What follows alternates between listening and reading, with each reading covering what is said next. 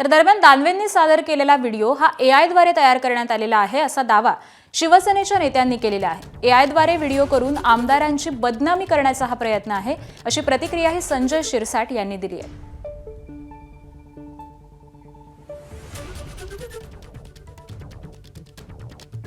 दळवी साहेबांचा जो व्हिडिओ आज दाखवण्यात आलेला आहे, दळवी साहेबांचा जो व्हिडिओ आज दाखवण्यात आलेला आहे तो एआय करून तो मॉप करून तो केलेला व्हिडिओ आहे। दळवींनी स्वतः त्याच्यावर स्पष्टीकरण दिलेलं आहे।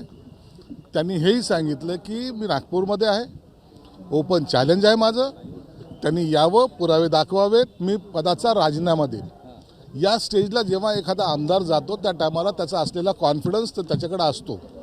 एआय करून हा कुणाचाही व्हिडिओ दाखवू शकतात, उद्या हे अख्ख्या आमदारांचा सुद्धा अशा व्हिडिओ करू शकतात।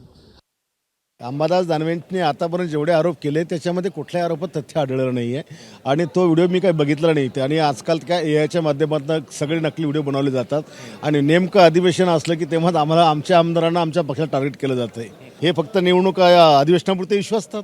पण हे व्हिडिओ कोणीतरी देत असेल ना उबाटाला, कोण देत? बनवल्या जातात हे व्हिडिओ नकली। आता एआय तर कसं करते तुम्हाला माहीत नाही का? एबीपी माझा, उघडा डोळे बघा नीट।